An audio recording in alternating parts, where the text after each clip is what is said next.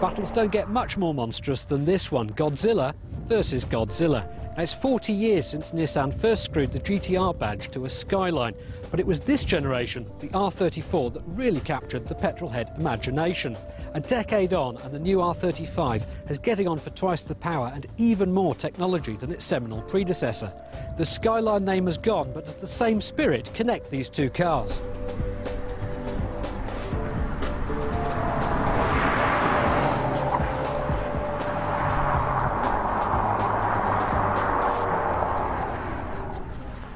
Now, officially, the R34's 2.6-litre straight-six twin-turbocharged engine has 276 brake horsepower, but that's always been a polite fiction. The reason was that at the time it was produced, the Japanese manufacturers had a gentleman's agreement that nobody would make a car with more than that.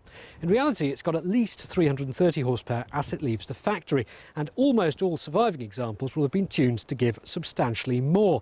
They reckon it'll take at least 450 horsepower without complaint.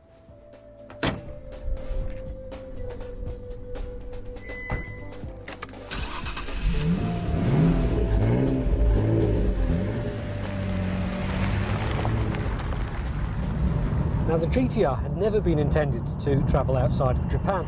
Only tiny numbers of the R33 and R34 versions were ever officially exported. But after a starring role in the Gran Turismo PlayStation franchise, this became one of the coolest cars on the planet. And one of the cleverest cars as well. Nissan saw the R34 as being a technological showcase, and it's absolutely laden with kit. Everything from rear-wheel steering to a very clever differential, and even this funky display screen, which was the first that I can remember. It was even possible to plug in a laptop and download data. Even 10 years on, the R34 still feels like a very serious bit of kit. The ride's very firm, and the engine has to have at least 3,000 RPM showing before it wakes up. But when the turbos do kick in, it's still seriously quick. Nissan designed the car to make almost anyone feel like a driving god. Normally, most of the engine's output goes to the rear wheels, but when it detects slip, the torque gets diverted to the front wheels to help pull everything straight. And it means you can afford to take some fairly astonishing liberties with the chassis and still get away with it.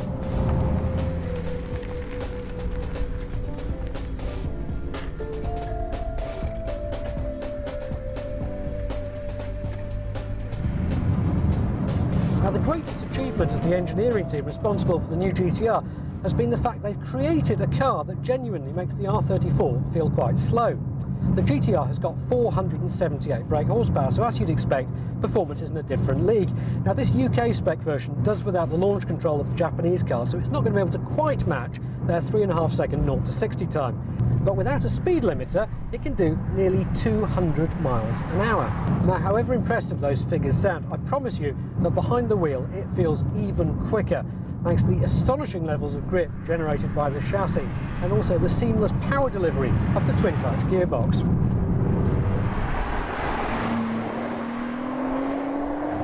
The GTR is absolutely packed with technology. In fact, it almost offers you too much choice.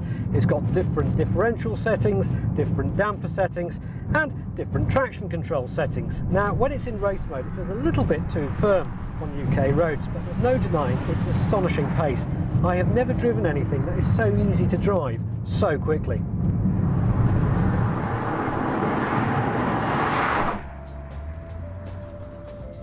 Now, Nissan claims that the GTR is a far more sophisticated car than the Skyline. And it's right. In fact, the GTR is a genuine supercar, and one that you could consider against any rival in the world, regardless of cost. But even 10 years on, let's not forget about the R34, because it's still a genuine hoot to drive hard, and it's also impressively quick as well. One thing's for sure, if Nissan can keep up this rate of progress, then the next GTR is going to be absolutely amazing.